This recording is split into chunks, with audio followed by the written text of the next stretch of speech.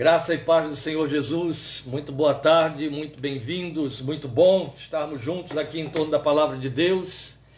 Portanto, nosso assunto hoje é adoradores, cuja leitura nós faremos a partir dos versículos 10 e 11 do Salmo 45. Eu vou ler na versão revista e atualizada de Almeida, depois eu volto para a minha versão, porque é importante que faça a leitura por conta da proposta do nosso tema nesta versão que temos diante de nós. Depois da leitura, como sempre fazemos, vamos orar ao Senhor e então posicionar o nosso tema. Lembrando que domingo que vem nós daremos, querendo Deus, seguimento ao nosso assunto e estaremos falando sobre intercessores. Então você já vai percebendo que uma vez posicionados como seguidores, nós nos manifestamos como adoradores, aquilo para o que fomos chamados à fé em Cristo Jesus, e os desdobramentos de nossos serviços intercessores é o que veremos na próxima semana, nosso ponto de glória espiritual, intercessores, e hoje, adoradores. Então, por favor, lendo comigo a sua Bíblia,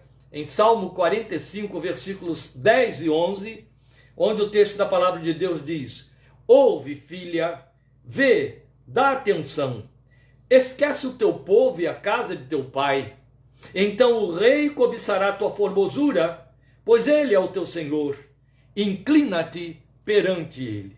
Na verdade, nós escolhemos fazer a leitura, ou optamos por fazer a leitura destes salmos, destes dois textos dos salmos, na versão revista e atualizada, por conta do verbo que está aí, inclina-te perante ele. Você vai entender isso à medida que formos fazendo a nossa exposição.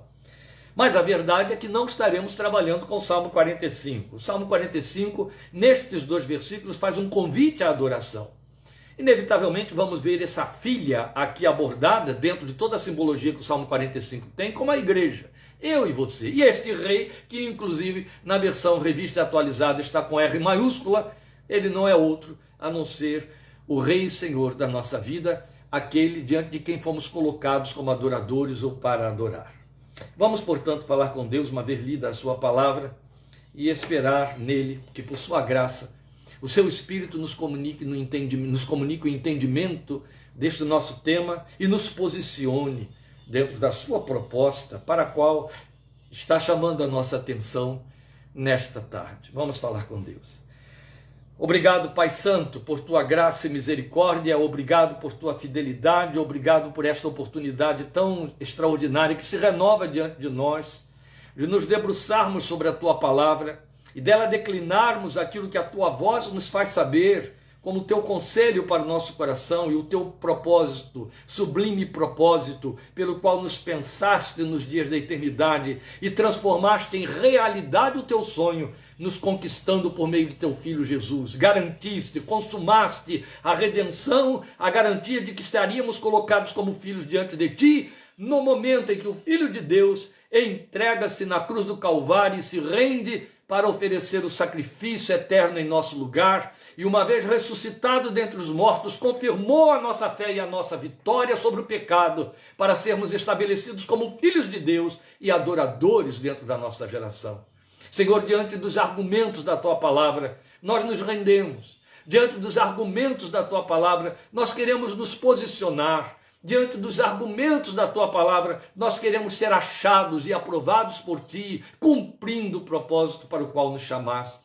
Então permite que os esclarecimentos da tua palavra nos levem a abrirmos mão de tudo aquilo que usamos como escapismos, como enganos, como coisas fátuas e menores do que o sublime propósito para o qual nos conquistaste em Jesus, e outro tanto, nos ajudes, à luz dos argumentos da tua palavra, a assumirmos o lugar para o qual fomos estabelecidos e conquistados. Ensina-nos e faze grande, ó Deus, a exortação da tua palavra sobre a nossa fé, de maneira que não só a alimente, quanto a conquiste para o louvor da glória do Senhor Jesus, em cujo nome oramos, rogando que a tua bênção repouse sobre nós que aqui estamos, e todos os teus filhos que participam neste e deste momento de adoração e ministração da tua palavra. Nós te rogamos com gratidão, em nome para a glória de Jesus, o Senhor. Amém e amém.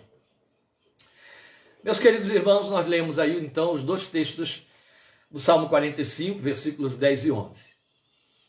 E o nosso tema é este: adoradores. Por que fomos chamados a sermos seguidores?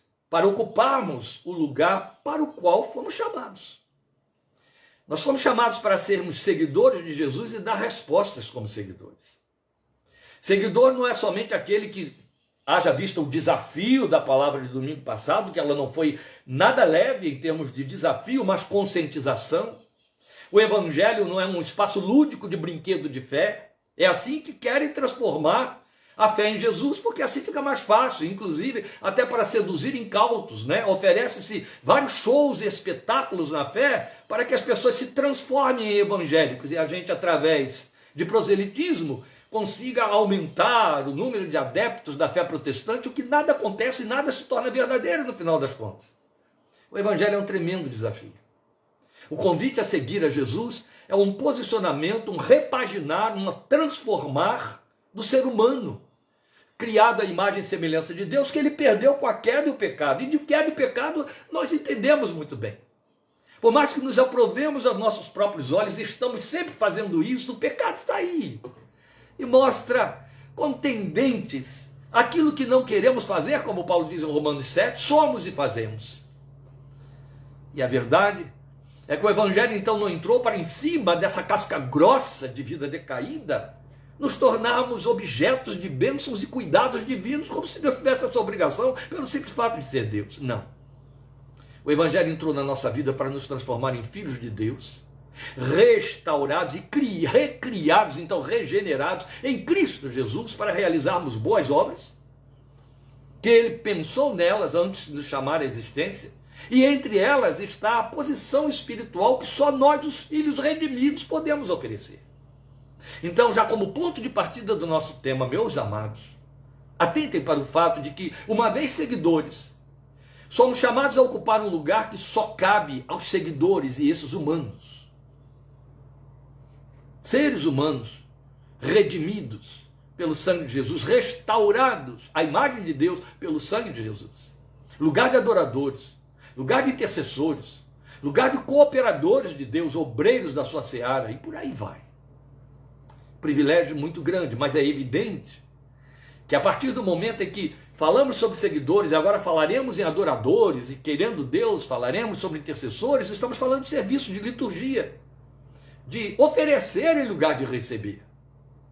Só que vamos aprender hoje a glória que existe em cada um desses lugares, a começar pelo fato de sermos adoradores.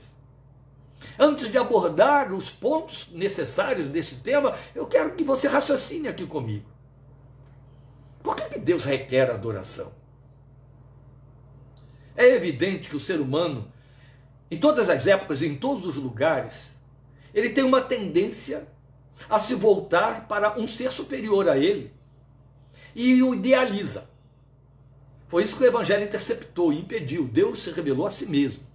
Mas idealiza. Ao idealizar, ele entende que ele agrada ao ser a quem adora, que exige dele ser agradado, bajulado, paparicado. E, infelizmente, isso se converteu no pensamento universal como sendo adoração. Adorar é paparicar a divindade, é agradar a divindade, é seduzir a divindade com ofertas, com... Que triste.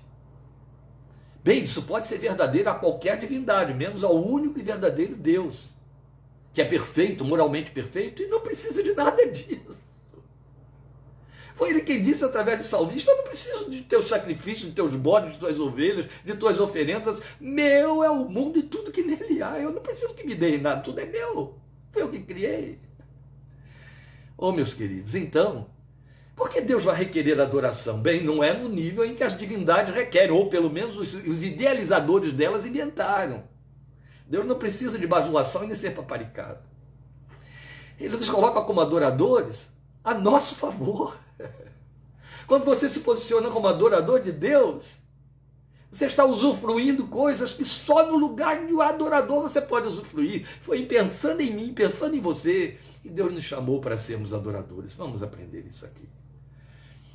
Adorar é o verbo que chegou para nós traduzindo latreia do grego. Latreia, outra, por sua vez, colocado junto de um outro prefixo ou de um prefixo, nos sugere a ideia de que diante de um ídolo é idolatria, sugere latria. Latria é derivado de latreia. Latria é sinônimo de adorar.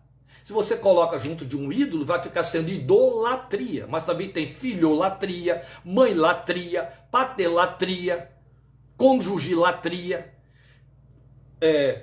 work-latria. Eu estou criando esses neologismos para você entender o que eu quero dizer. Você pode idolatrar o que você quiser. Tudo aquilo que ocupar o lugar para onde convergem todas as suas forças, o que você tem de melhor e o centro do seu pensamento e de seus sentimentos, você está adorando isso aí. Você está convergindo suas energias psíquicas e espirituais em direção a alguma coisa, em detrimento de todas as outras, ou prioritariamente você está adorando isso aí. Isso é latria. E então, diante de latria, se essas forças se convergirem diante de um ídolo, idolatria. Do trabalho, work-latria. De uma mãe, matelatria. De um pai, patelatria. De um filho, filholatria. O que você quiser colocar aí, vale. Adorar é a palavra que latria traduz para nós. Ou latreia. Então, na verdade, tem um significado de abrangência muito vasta. Mas toda essa abrangência atende a um mesmo propósito.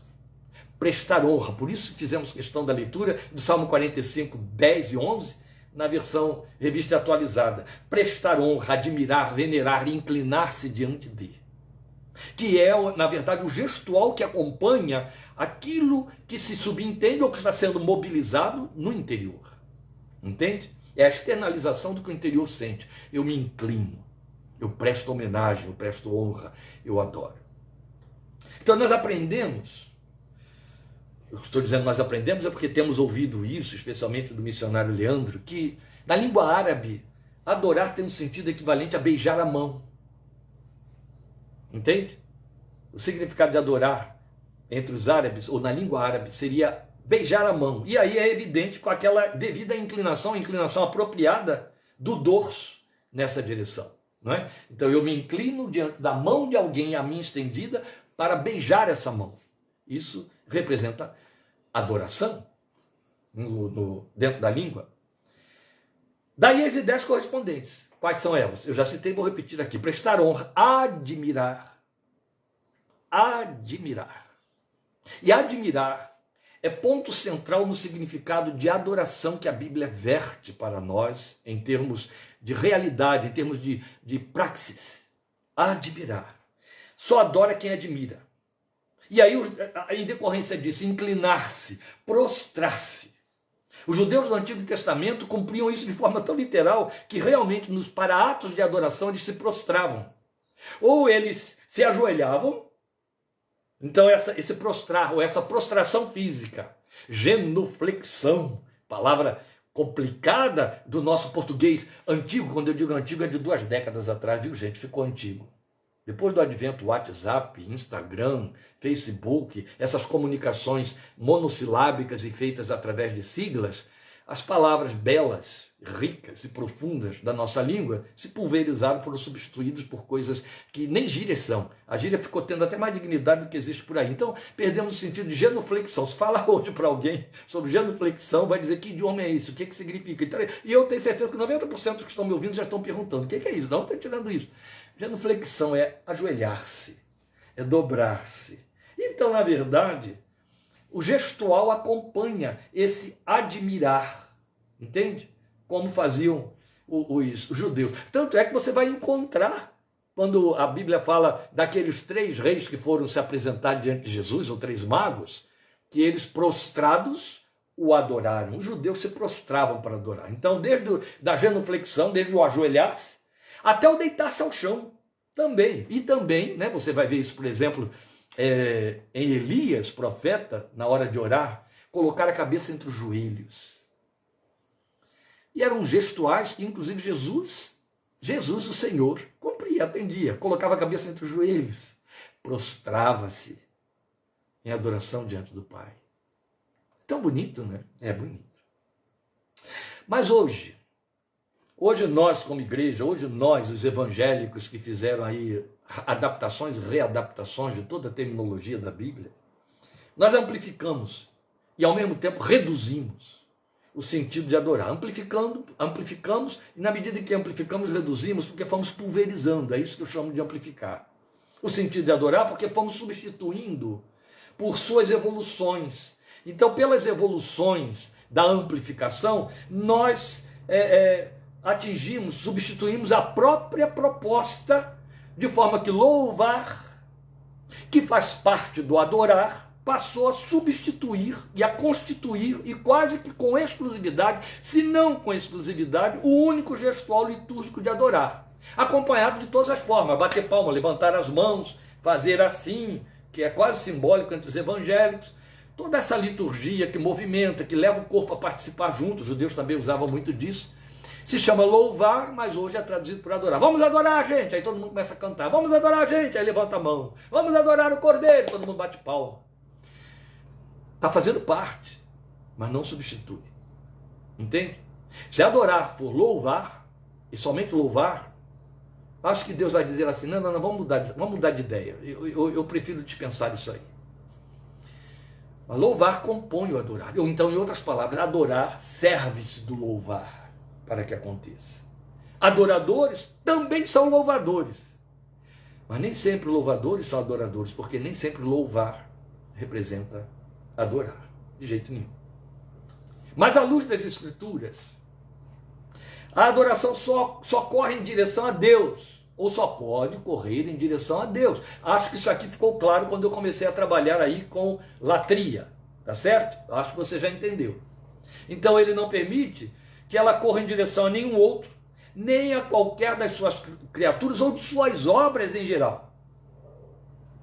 Agora, é certo que Deus pode ser adorado quando o glorificamos, admirados por suas obras, porque eu não disse que o ponto central de adoração é admirar? Adora quem admira. Entende? Para você de fato ser um adorador de Deus, você tem que admirar Deus. Você só pode admirar o que conhece. E vamos tratar disso aqui. E grave estas expressões, grave essas colocações que eu estou fazendo, que eu não vou repensá-las e repassá-las, mas você não pode perdê-las.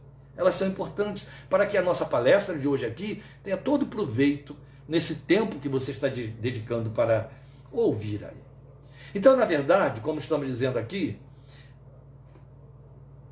Deus pode ser adorado quando nós o admiramos ou glorificamos, admirados por suas obras, e tudo que for realizado com o objetivo de reconhecer sua glória, realizado com o objetivo de reconhecer sua glória ou em decorrência do fato de termos reconhecido a glória de Deus, vai redundar em adoração para Deus. Vou explicar melhor.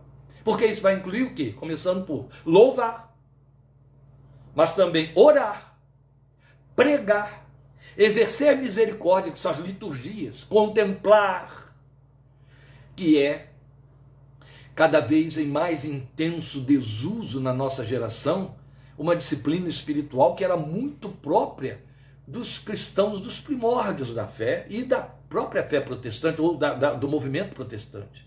Os primeiros cristãos não abriam mão, não prescindiam de um tempo de contemplação, que nós reduzimos à ideia de meditar. Meditar pode te levar a contemplar, mas nem sempre contemplar significa meditar. A verdade é que para contemplar você precisa ter lugar e tempo. Duas coisas que este mundo regido por Satanás não nos permite ter: tempo e lugar. Nós estamos habitando sob as superpovoações e nós estamos sufocados de um excesso de atividades atrás das quais corremos. Onde arranjar tempo para contemplar? Afinal de contas, contemplar é para ociosos, é para quem não tem o que fazer, não é assim? Contemplar, na verdade, é um serviço de adoração, desde que se trate de contemplar voltado para Deus, contemplar as coisas divinas, contemplar via meditação, contemplar o Deus Criador. E também servir, prestar culto, onde talvez nem aconteça o louvor, e por aí em diante. Tudo isso, se é feito em função da glória de Deus, seja por conta de glorificá-lo, ou seja por conta de estar glorificando, significa adorar. Entende? Então isso é muito importante. Agora, no tocante à adoração propriamente dita, é importante nós estarmos conscientes de que Jesus a definiu categoricamente. Estes são os pontos centrais que vamos abordar agora na nossa palestra de hoje. Jesus definiu de forma categórica a adoração. Foi ele quem definiu, o autor e consumador da nossa fé. Aquele que veio nos preparar, potencializar para sermos adoradores, preparar adoradores para o Pai. Jesus veio fazer isso com a sua obra e o seu sacrifício. Então, num primeiro momento, quando ele repreende Satanás, que está ali procurando tentá-lo, você tem o registro disso em Mateus capítulo 4, versículo 10, que Satanás faz a ousada e absurda e ridícula proposta de que o Filho de Deus se prostre e o adore, e diz para ele, tudo isso, mostrando as glórias do mundo, tudo isso te darei, se prostrado me adorares.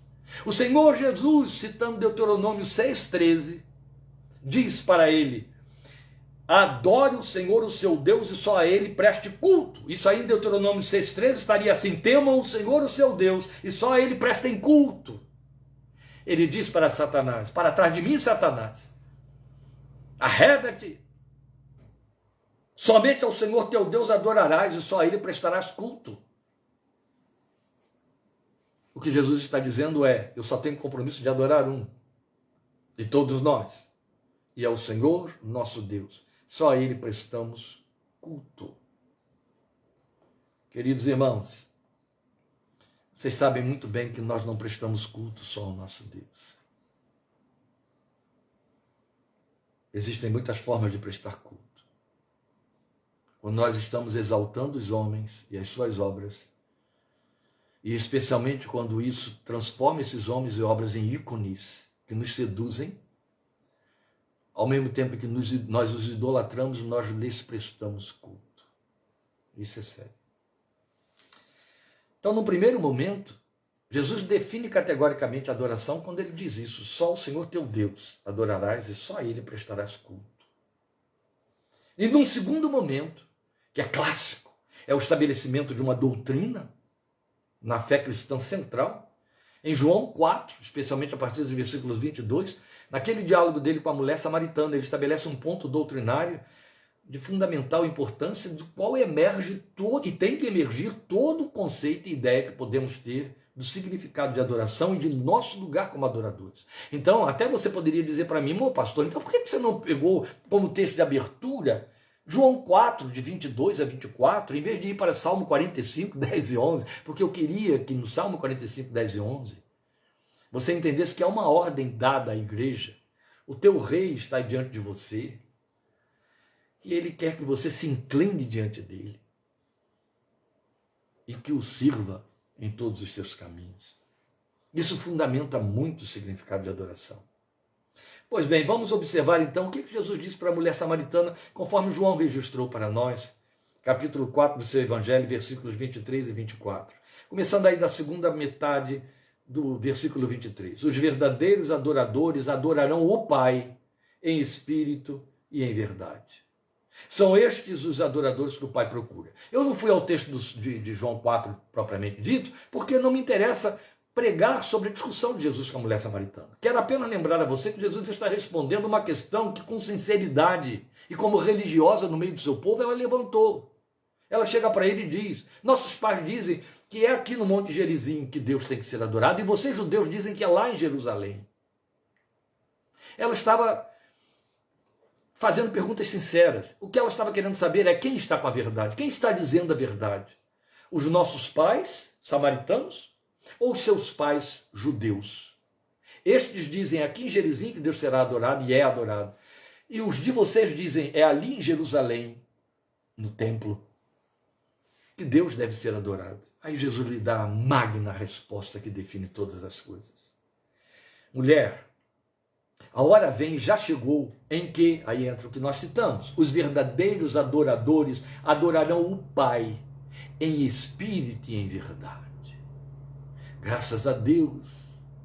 Você já pensou que se Deus só pudesse ser adorado em templos e em lugares, em locais, quando não houvesse lugar, nem templo, Deus não seria adorado, não é?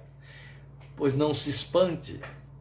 Infelizmente, há muita gente que pensa que somente em templos que Deus pode ser adorado.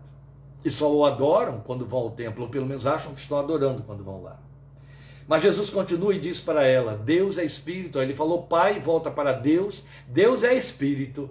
E é necessário que os seus adoradores o adorem em espírito e em verdade. Então ele diz duas coisas aqui, fundamentalmente importantes. O Pai, então na qualidade de Pai, busca adoradores que o adorem em espírito e em verdade. Deus tem de ser necessariamente adorado, é o que ele está dizendo aqui. É necessário que Deus, que é Espírito, seja adorado em espírito e em verdade. Estas argumentações são muito lógicas e muito sábias. Se Deus é espírito, ele tem que ser adorado em espírito. Se ele não for adorado em espírito, seria idolatria. Ou seja, como Deus é espírito, ele é invisível. Então ele tem que ser adorado de forma invisível, no invisível. Aquilo que você adora com visibilidade é idolatrar. Não é adorar. Então aqui está a fundamentação da validade da adoração, e também da sua possibilidade e da sua viabilidade. Logo aí está a diferença, acabei de citar e quero reforçar, entre idolatrar e adorar. Porque idolatrar é adorar ou prestar reverência ao que está diante dos olhos, ao que é visível. E adorar é feito ao Deus invisível, que é Espírito. Como diz Tiago, ele é invisível. E Moisés creu e obedeceu pela fé ao que é invisível, vendo o que é invisível. Olha que lindo, a fé vê o que é invisível. E aí, a palavra de Deus vai mostrar para nós que não se pode dar visibilidade à adoração, colocar algo visível para a adoração, porque senão isso vira idolatria. Então ela é feita ao Deus invisível, que é Espírito. Daí ele nos ter dado o mandamento que nos proíbe de nos ajoelharmos diante de qualquer representatividade celestial, dando-lhe visibilidade. É o mandamento que abre o decálogo de Moisés. Você sabe disso. Agora, antes, nós precisamos lembrar algo incomum e relevante. Em João 4:22, Jesus diz à mulher samaritana que ela e o seu povo adoravam sem conhecer o objeto de sua adoração. Paulo, entretanto, transporta essa argumentação quando ele está discutindo com os atenienses. E aí ele diz para eles, aplicando então isso ao mundo grego, ao seu paganismo, como ele descreve em Atos 17:23, vocês adoram aquele quem não conhecem. Nem Jesus está validando a adoração dos samaritanos, e muito menos Paulo está validando a adoração dos pagãos. Ele não está dizendo, eu passando no meio de vocês vi aí um altar dedicado ao Deus desconhecido. E ele não está dizendo, essa adoração é verdadeira, porque esse que vocês adoram sem conhecer é o Deus a quem eu sirvo. Ele já colocou Deus ali naquele Deus desconhecido. Mas ele não está dizendo, vocês estão fazendo uma adoração, ainda que não saibam a quem. Vocês estão, a mulher samaritana, vocês samaritanos estão adorando, ainda que no lugar errado. Jesus não estava preocupado com o lugar, o que ele está dizendo é, vocês adoram o que não sabem, logo não adoram. É o que Paulo está dizendo aos atenienses. Adoram a quem não conhecem, logo não adoram. Porque se a premissa é adorar em espírito e em verdade, onde está a verdade em adorar a quem não se conhece? Se nós adoramos aquele que é a verdade. Não precisa explicar uma equação tão simples, que está elaborada aí, por Jesus e por Paulo. Paulo por causa do que Jesus elaborou. Então, porque adoravam sem conhecer, por mais sincera fosse a forma, ela perdia em essência, porque ela não era feita nem em espírito e nem em verdade. Então ela era o quê? Não passava de um mimetismo somente, um arremedo do que é adorar. Só isso. Então agora convém pontuar o nosso lugar nessa economia divina de termos sido colocados como adoradores. Vejam, fomos alcançados para ser adoradores. Isso é indiscutível. Você vai ter desde os salmistas que não conheciam a revelação de Jesus, a mulher samaritana, essa consciência. Eu nasci para te louvar, enquanto eu viver eu te adorarei. Os salmistas disseram isso. Sabiam disso, como o povo escolhido de Deus.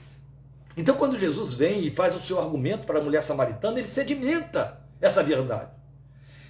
Então ele enfatizou isso quando ele disse: o Pai busca adoradores que o adorem em espírito e em verdade. A sabedoria, não podia ser diferente, do Filho de Deus, se revela aí de forma extraordinária quando ele coloca, muito bem colocado deste jeito. Ele poderia ter dito: Deus busca adoradores que o adorem em espírito e em verdade. Não, o verbo buscar ficou para Deus na condição de Pai.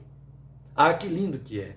Volte ao texto de João 4, se você está com ele aí na sua Bíblia, eu o tenho aqui, então eu não preciso voltar lá. Versículos 23 e 24. Como foi que ele disse precisamente para a mulher samaritana? O Pai busca adoradores, mulher, que o adorem em espírito e em verdade. Porque Deus é espírito e é necessário que aqueles que o adorem em espírito e em verdade. Ele soube colocar muito bem. Ele disse, na condição de buscador, ele é Pai. Na condição de Deus, ele quer ser adorado em espírito e em verdade.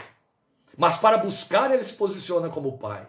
O Pai busca adoradores. Ele poderia ter dito, Deus busca adoradores. Mas ele colocou muito bem. O Pai busca adoradores. Deus busca na condição de Pai. Deus é Pai de adoradores que adoram sem conhecer? Não. Pode ser Deus. Pai não. Mas a todos quantos o receberam, deu-lhes o poder de serem feitos seus filhos, a saber, aos que creem no seu nome. Ninguém discute João 1,12. É evangelho puro, é teologia da graça, é confissão reformada. Só nós da confissão reformada da fé cristã cremos no significado profundo de João 1,12. Podemos reforçar? Claro que podemos reforçar. Podemos reforçar com Romanos 8, podemos reforçar com Gálatas 4, onde Paulo repete Romanos 8, onde ele diz que porque cremos, Deus enviou para o nosso coração o Espírito do seu Filho que clama, Abba. O que quer dizer? Pai. É na condição de filho que nós clamamos a Ele e o adoramos. Ele só busca adoradores como Pai, porque só filhos podem adorá-lo. Eu poderia parar aqui, mas nós temos mais compromissos com esse tema, então eu tenho que ir adiante. Mas eu creio que você já entendeu muito bem o que posicionamos aqui. Fomos alcançados para ser adoradores, por isso fomos transformados em filhos, porque só filhos podem adorar. Isso é vasto. Eu não tenho tempo para tentar explicar o que é vasto, mas minimamente vou passar por aí, em nome de Jesus, para que você então tenha subsídios de esclarecimentos sobre questões que podem se levantar aí na sua mente. Veja, pela mesma via, também Jesus ao afirmar que Deus deve ser adorado em espírito e em verdade, ele está deixando claro que ele pode ser adorado em espírito e em verdade, mas quando ele busca, ele está se dirigindo aos filhos. Porque ele sabe que a adoração que tem conhecimento causa, que conhece o objeto adorado, só pode ser dada por filhos. Porque o espírito de filho que legitima o filho a ser filho, e legitima o clamor do filho, e legitima a adoração do filho, habita no coração desse filho. Foi Deus que se encarregou de fazer isso. Entende? Embora, pastor, mas esse exemplo aí explicou? Se esforce que você vai me ajudar a entender. Embora todos nós saibamos que ninguém tem outro idioma como legitimidade a não ser o que se chama de língua materna, que é a língua que você aprende pelas simbologias que a mãe faz para o neonato, aquele que ela embala, ou uma cuidadora que substituiu essa mãe. E esta língua, segundo a ciência da neurologia, ela ocupa um lugar no cérebro que nem quantos sejam os idiomas que você venha a aprender, vai ocupar mais. Qualquer outra língua que você aprenda depois que você tem instalada a língua materna, vai ocupar lugares adjacentes no cérebro que não são esse lugar central onde está a língua materna. Ele tem um lugar exclusivo. A verdade é que ninguém aprende língua materna como a língua que não é da mãe. O que eu quero dizer? A mãe não fica embalando o bebê, a mãe brasileira, a mãe portuguesa, ela não fica embalando o bebê falando russo no ouvido dele em todo contato que faz. ela fala a sua língua. Por mais que ela domine outros idiomas. É válido pais ensinarem seus filhos, especialmente aqui no Brasil, onde todo mundo tem fascínio pelos Estados Unidos. É fácil, quase todo mundo. É fácil, é válido pais ensinarem seus filhos outro idioma, inglês, espanhol, francês, alemão. É fácil e válido. Mas jamais vai acontecer com a naturalidade da resposta que a criança dá à língua materna. Porque se torna o núcleo simbolizador de todos os conceitos, de todas as ideias e de todas as visibilidades que vão formando o seu cognitivo. Deus sabe que ele teria que colocar uma língua materna de adoração no adorador para receber a adoração perfeita. Eu posso dizer com absoluta segurança que, por mais que uma mãe se encante, volta a falar, mãe brasileira, mãe portuguesa, por mais que se encante, que o seu filhinho, que ainda está tati-bitati, aprendendo a falar as línguas, chega para ela e diga, mãe, I love you. Ela vai achar tão bonitinho, mas não vai mexer com suas entranhas com a mesma profundidade quanto ele dizer, mamãe, eu te amo, na sua língua, aquela para a qual a sua alma reage, sem que ela tenha de exercitar o racional.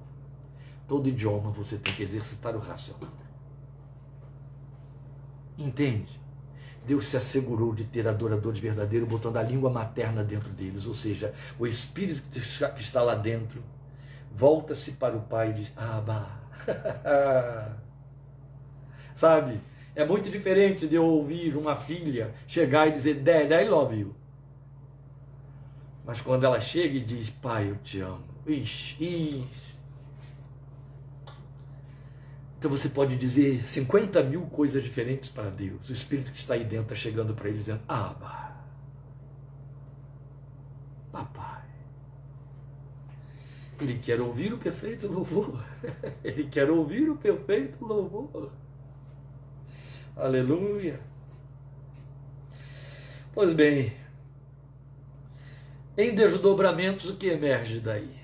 Emergem duas questões, que é com que vamos então engrossar aqui a nossa meditação. Quem pode adorá-lo de fato? Já está respondido, mas eu vou reforçar com argumentos bíblicos. Quem pode adorá-lo de fato? É a primeira questão. E a segunda questão é como ele deve ser adorado? Também já está respondido. Mas nós vamos explorar isso aí. Então veja, um Deus que criou seres celestiais excelentes. Eles têm até hierarquias. Anjo, arcanjo, potestades, principados, que títulos maravilhosos, que convertidos para as simbologias de nossos idiomas, tem grandeza, tem excelência, fala de excelência. Deus os criou. Aqueles que atribuem a profecia de Isaías capítulo 12, 14, Ezequiel também, uma profecia que se refere a Satanás no ato da queda ou antes da queda, entendem que o texto se dirigindo a ele profeticamente estaria dizendo que ele foi colocado como sinete da perfeição. Era um arcanjo, arcanjo guardião, seres criados com excelência e celestiais, como os anjos. Esse Deus que os criou busca adoradores humanos? Por quê? Por que ele vai buscar adoradores humanos se ele tem seres perfeitos que podem lhe dar a adoração perfeita? Será? Ora, Paulo ensina que de fato nós fomos alcançados por ele em Cristo para adorá-lo.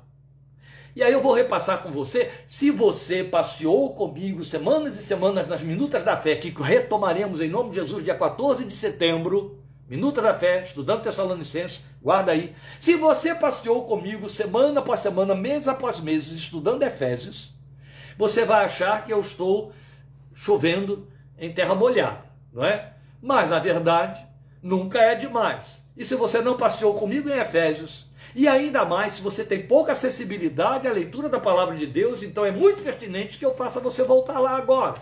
Então, por favor, me acompanhe na releitura desses versículos. Só vou relê-los, eu não vou explicá-los. Eu só estou colocando para você, eu vou ler os textos que reforçam o que eu acabei de dizer. Que Paulo ensina que nós fomos alcançados por Deus em Cristo para adorá-lo, adorar a Deus. E ele vai nos dizer isso em Efésios capítulo 1, versículos 5 e 6. Depois, capítulo 1, versículos 11 e 12. Depois, capítulo 1, versículo 14. Então, tudo no capítulo 1. Eu vou ler Efésios 1, 5 e 6. Em amor, nos predestinou para sermos adotados como filhos por meio de Jesus Cristo. Você já viu aqui, ó, como filhos, por meio de Jesus Cristo, conforme o bom propósito da sua vontade. Aí vem o versículo 6. Para o louvor da sua gloriosa graça. Qual foi o bom propósito? Nos predestinou para sermos adotados como filhos por meio de Jesus Cristo, conforme o bom propósito da sua vontade, para o louvor da sua gloriosa graça. Vamos comigo aos versículos 11 e 12. Nele fomos também escolhidos, lá predestinados, aqui escolhidos, tendo sido predestinados, claro, ele já tinha falado sobre isso, conforme o plano daquele que faz todas as coisas segundo o propósito da sua vontade. De novo ele está reforçando o propósito da vontade divina. Ele disse lá no 5 e 6, está dizendo de novo aqui no 11 e 12, e aí entrando pelo 12, a fim de que nós, olha o propósito qual é, os que primeiro esperamos em Cristo, sejamos para o louvor da sua glória, lá da sua gloriosa graça, aqui louvor da sua glória. E por último, 1,14, falando do Espírito Santo, então lendo a última linha do versículo 13, o Espírito Santo da promessa, que é a garantia da nossa herança até a redenção daqueles que pertencem a Deus, predestinados para serem filhos, escolhidos conforme o seu propósito, e aqui pertencentes a Deus para o louvor da sua glória. Não há o que discutir. Todo plano cumprido em Jesus tinha um objeto, eu e você. Tinha um propósito, um programa para esse objeto, sermos e darmos o louvor da sua graça e da sua glória. Amém, amém. Fixou isso aí. Qual foi o propósito da nossa redenção em Cristo? Dizem os enganadores pregoeiros da teologia da prosperidade, ter uma fé que nos faça ficar prósperos, encher o banco de dinheiro, multiplicar nossas posses, trocar de carro todo ano. Idiotas. Perdoem a palavra verdadeira, mas é o que sai daqui de dentro, porque eu não tenho respeito algum por esse tipo de gente. Sem medo de errar. Não merecem respeito. São os enganadores da fé. A Bíblia está dizendo que é totalmente diferente disso. Você não foi chamado nem escolhido para ser o queridinho de Deus debaixo de locubrações de bênçãos e bênçãos contáveis, contabilizáveis e testemunháveis. Você foi pensado e chamado e conquistado através da obra, do sacrifício, da entrega do Filho de Deus na cruz, para ser. Não é para ter, para ser. Foi o que você leu em Efésios. Ser adorador. Quem mais pode ser além de você? Ninguém! 50 pessoas, você é o único cristão ali no meio, o único que nasceu de novo. Quem é o adorador? Você. Quem foi chamado para ser adorador? Você. E os outros 49? Nenhum. Você é o único que pode ser o louvor da glória da gloriosa graça, ser o louvor da glória de Deus. Só você. Uma multidão de gente cantando e cantando dentro de salões de culto, porque disseram que se fizer desse jeito, se ler daquele jeito, se orar dessa maneira, se rezar daquela outra, Deus vai fazer, vai dar, vai acontecer. Você é o único que está dizendo ali, Deus está doendo, mas eu te amo. Você é o adorador. Você foi estabelecido para fazer isso. Sabe o que acontece com quem é adorador? Sabe o que acontece com quem é filho que adore? Que adora, é filho e por isso adora, não consegue fazer outra coisa a não ser adorar. Está doendo? Adora. Está feliz? Adora. Está triste? Adora. Estou hospedando aqui na minha casa, tenho muita liberdade com ela para falar disso. Uma irmã muito amada. Os que convivem conosco conhecem a história dela. Ela somou, num tempo curto da vida, 3 lutos trágicos. Seu filho primogênito, que agonizou 1 ano e meio numa doença terrível, num contexto da família extremamente pobre, veio a morrer. Se tornou o arrimo dessa mãe com a sua morte. Passados 8 anos, a filha caçula casa, com 1 mês de casamento, morre abruptamente. Ela ainda chorava nos eventos comemorativos da família a ausência do filho mais velho. Que cristão eu o assisti até o momento da sua morte. Morreu com um testemunho que eu não encontro crentes maduros dando. 23 anos. E sabia que estava partindo para o Senhor, só queria saber se a mãe dele e eu ficaríamos bem. Que interessante. O pastor e a mãe dele. Era com que ele estava preocupado. Não queria ser causa de dores, mas estava absolutamente seguro de que estava na presença dele. Suas últimas palavras escritas com a mão esquerda numa folhinha de papel dentro do hospital, onde não falava mais, com traqueostomia, mas consciente, que a gente quase que teve que interpretar tamanha dificuldade, que era a única coisa que ele podia mover, aquela mão esquerda. Ele botou lá: ele já veio aqui, já me buscou, me trouxe mais de uma vez, e eu estou indo para lá e não vou voltar mais. Foi o funeral mais doído e mais feliz que eu já fiz em toda a minha vida. Cheio de cantos legítimos de louvor. Ali estava um adorador, um menino de 23 anos, sofrendo horrores. Meu Deus, quantas vidas eu já vi crentes cumprindo o evangelho de Satanás. Pele por pele, tudo quanto o homem tem dará por sua vida.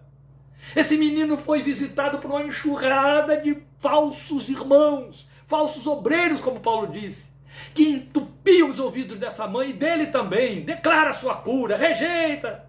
Ele estava seguro de uma coisa: eu vou para ele. Se ele quiser curar, ele vai me curar. Se não quiser curar, ele está me dando coisa melhor. Convicção profunda, plena, conversão. O espírito do Abba estava lá dentro dele. Essa mãe ainda chorava essas comemorações dele ausente. Dia das mães, dia dos pais, aniversário da filha, casamento da filha, dos filhos. E a filha caçula parte. De imediato. Rápido. Deu tempo de nada. Dor avassaladora de todas as formas. Dor sem explicação. Pessoas fugiram da vida dela porque queriam se poupar do tamanho da sua dor. Aos trancos e barrancos, ela conseguiu ir convivendo com esses dois lutos. E Deus começou a criar consolos e compensações. Consolos e compensações. Seu marido era um verdadeiro pai. Um homem muito amado por todos nós. E Deus foi criando consolos e compensações, enchendo a sua vida de bens. Era uma pobreza extrema. E de repente estava se tornando uma pessoa de posses, com legitimidade. Rapidamente, num espaço de menos de uma semana, seu marido sofre um AVC e parte. E lá ficou ela viúva. Então, tudo que ela teve como consolo e esteio na perda de marido, de filho e filha, ela perde agora. Marido e companheiro. Ela está aqui na minha casa. Quando ela abre a boca para falar, você ouve uma jó feminina. Ela está adorando. Ela sabe que não há dor pior do que a que ela tem vivido. Mas uma coisa ela sabe: é dele que eu preciso. Se eu não pude tê-lo para me livrar da desgraça, se ele não pôde me livrar da desgraça e eu tinha, agora mesmo que eu não quero ficar sem ele. Eu posso convergir para ele toda a dor que está encolhida aqui dentro e adorar, e ela adora. Oh Deus. Eu lembro de Jesus dizendo... Jesus usa muito, sabe, gente? Jesus usa muito esses parâmetros comparativos. É dele isso, não sou eu, não. Jesus diz assim: ai de ti, Tiro e Sidom. Se os homens... Ai de ti, Cafarnaum. Se os homens de Tiro e Sidom se levantassem nesta geração, te condenariam. Porque há muito eles teriam se arrependido no pó e na cinza se tivessem conhecido o que vocês conhecem e não deram a menor importância. Ai de vocês, homens dessa geração, porque se os homens da geração da rainha de Sabá tivessem conhecido quem vocês estão conhecendo, há muito teriam se prostrado para adorar, e agora eles estariam aí condenando você. Eu conheço crente se queixando com Deus porque ficou frustrado pelo seu desejinho de conseguir uma coisa melhor a nível de seu carro e coisa parecida. Desculpe a expressão aqui de deboche, mas eu acho que cabe. Imagine se o Senhor chegar diante deles e dissesse: eu tenho aqui minha filha fulana. Ela me adorou quando eu tirei dela suas bases e todas as suas estruturas. Quem sou eu?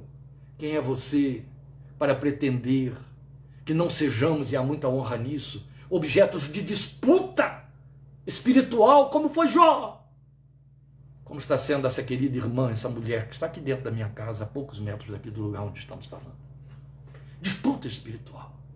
E lá para toda uma assembleia de anjos, para ouvir o que Satanás e todas as suas hostes estão esperando, mas que não vem. Nu saí do ventre da minha mãe, disse Jó, nu voltarei para lá. O Senhor o deu, o Senhor o tomou, bendito seja o nome do Senhor. Mulher louca, ele disse para sua esposa, receberíamos somente o bem da mão de Deus e não também o mal. E Satanás saiu envergonhado por toda a eternidade. Eu acredito que, de novo, uma assembleia inteira parou de anjos e de homens da igreja, para ver se essa mulher jogaria chuteiras da fé. Se ela diria: prefiro outro Deus, esse não me serviu para nada, só acertou a minha cabeça. Se ela daria uma de Mara, de Noemi, que disse: ele resolveu me ferir, eu saí daqui agradável, mudem meu nome, porque ele me trouxe com amargura. Não. Sou testemunha de que dali saiu louvor e adoração plena. E o céu glorificou o Deus eterno, porque se cumpriu mais uma vez a palavra de Efésios 1, 6, 12, 14. Em tudo isto não pecou fulana com a sua boca. Aleluia. Você entende agora por que Deus busca adoradores humanos e não entre os anjos? Ele já estaria farto de adoradores entre os anjos. Qual anjo pode dar esse tipo de adoração? Qual deles? Qual deles nasceu num contexto de pecado? Qual deles tem que suar para comer o seu pão? Qual deles tem que derramar lágrimas para sepultar alguém a quem ama? E ainda adorar. Ainda adorar. Por isso a Bíblia diz que nós julgaremos até os anjos. E aqui já temos a primeira resposta. Só filhos espirituais, por meio da obra de Cristo, podem adorar a Deus, que recebe a adoração como Pai. Mas a outra pergunta é: como adorá-lo? Anjos não o adoram? Sim. Apocalipse mostra que fazem isso em corais e aos milhões. Mas anjos não são filhos. Anjos não têm em si mesmos e a partir de si mesmos razão para adorar a Deus. A razão está em Deus, não a partir deles. Os filhos têm. Os filhos têm. Porque quando tomam na cabeça ou quando se alegram por uma benesse qualquer que não tem comparação com o peso de glória que os anjos usufruem, adoram. Adoramos por causa de uma flor. Adoramos por causa de uma palavra de carinho que recebemos. Adoramos por causa de uma ministração que fala ao nosso coração, por causa de um cântico bonito. E adoramos quando sofremos. Os filhos estão capacitados a adorá-lo como Pai. Se nós, como seres humanos, falhos e decaídos, não desprezamos nossos pais quando nos frustram, quando até deixam de ser pais e de cumprir a sua função de pai, lá no fundo ainda estamos amando, e não os dispensamos, e não queremos outro. Como faríamos isso com o Deus que deu seu Filho a nosso favor? E o desprezaríamos se frustrados, se não respondidos em nossos clamores? Não. O Espírito do Filho foi posto em nossos corações. E aí podemos adorar em espírito, ao Deus que é Espírito, porque a sua adoração é inspirada e conduzida pelo Espírito que em nós habita. Daí a ver Jesus dito a respeito do Espírito Santo nos crentes, está em João 16,14, ele me glorificará. É isso que ele faz em você. Eu lembro da missionária Dorcas, pregando em Romanos capítulo 8, 22 a 26, onde Paulo fala dos gemidos, o gemido da natureza, o gemido do crente, o gemido do Espírito. E quando ela chega no versículo, chegava no versículo em que ela diz, e até mesmo o Espírito em nós geme, com gemidos inexprimíveis. Ela dizia, por conta da nossa fraqueza e do nosso pecado, porque ele foi posto para adorar. E aqui está ele dentro de nós, gemendo diante do Pai. E Jesus disse, ele me glorificará. Só os filhos podem adorar em verdade. E assim estamos respondendo a outra pergunta, pretendo. Porque só os filhos humanos, só eles foram vencidos e lavados. Perdoe, me exaltei demais aqui. Só eles foram vencidos e lavados pela verdade que habita neles. É o que está escrito em 2 Coríntios 11:10. Agora eu tenho que ir ler o texto, se você me acompanha aí. 2 Coríntios 11:10. Paulo vai mostrar isso para nós, e eu vou ler aqui. Tão certo como a verdade de Cristo está em mim, ele está dizendo, a verdade de Cristo está em mim. Depois você vai ter 1 de João 2,14. E 1 de João 2,14, que fala da verdade, também está reforçando o nosso argumento de que só os filhos podem adorar em verdade, porque a verdade habita neles, porque foram regenerados pela verdade. Porque a verdade é quem lhes dá contexto para que possam adorar. Filhinhos, eu lhes escrevi porque vocês conhecem o Pai.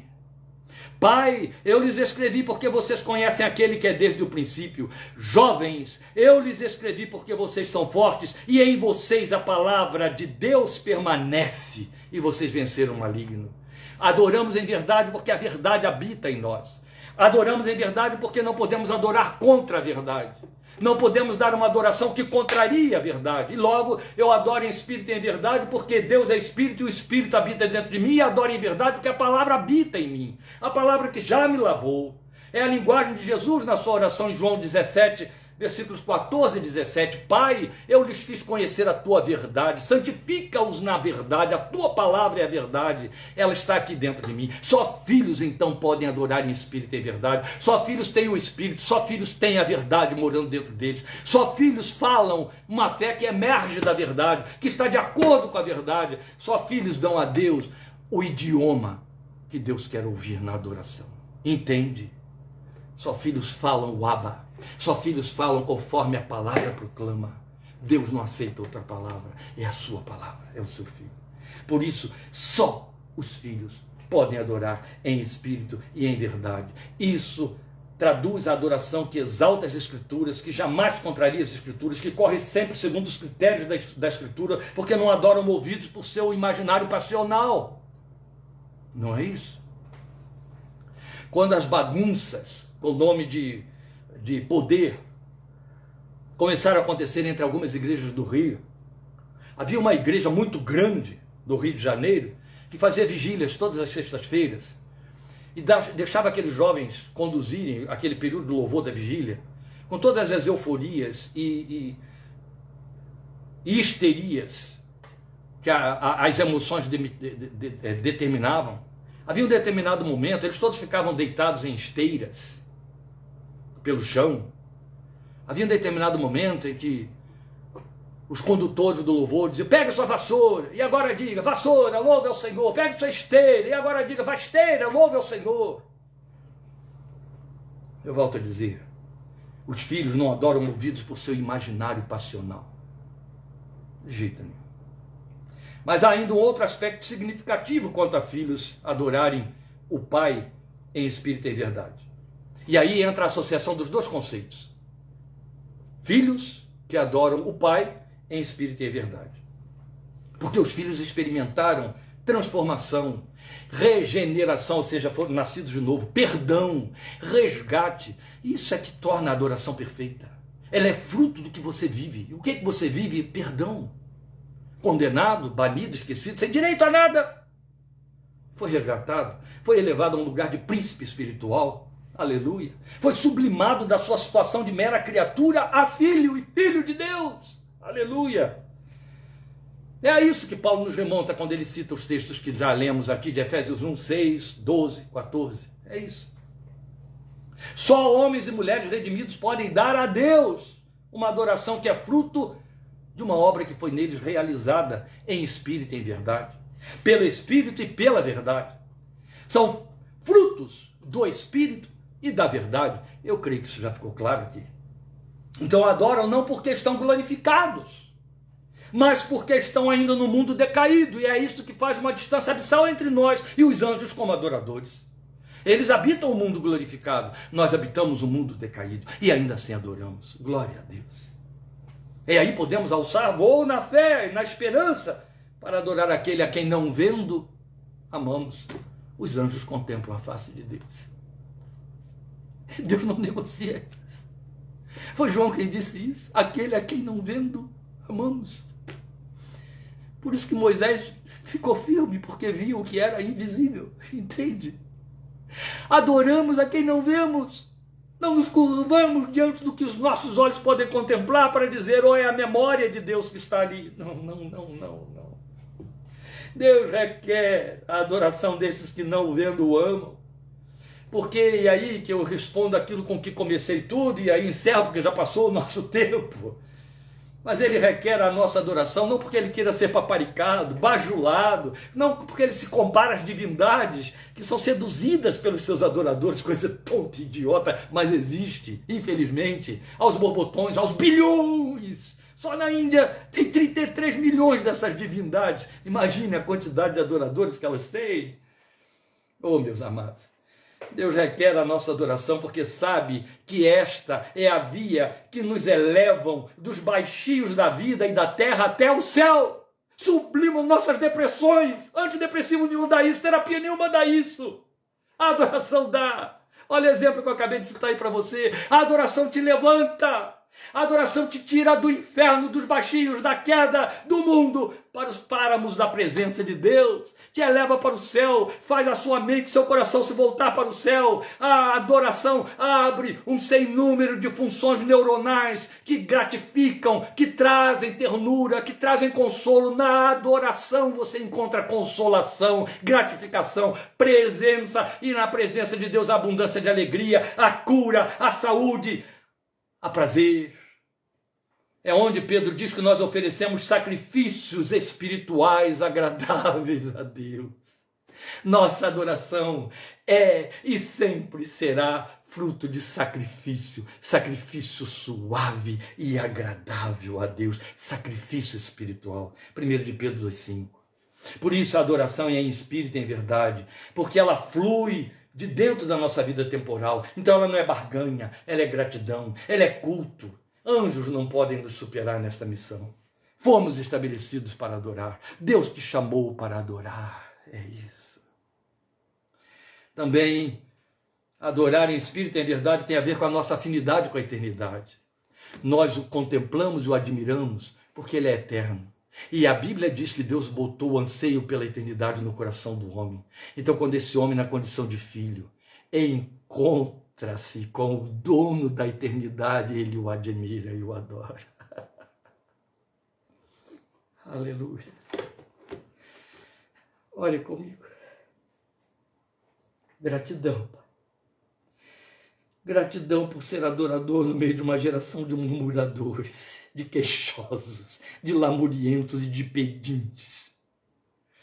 Gratidão por poder me exaltar dos meus baixinhos, das minhas fraquezas, das minhas quedas e dos meus pecados e encontrar lugar na tua presença. E o que quer que seja que saia pela minha boca é traduzido pelo teu Espírito que em mim habita e chega aos teus ouvidos dizendo, Abba, meu Pai. Oh, glória ao teu nome. Glória ao teu nome, porque foi dos escombros da minha vida de 52 anos passados que tu olhaste e disseste, eu vou levantar daí um verdadeiro adorador para mim.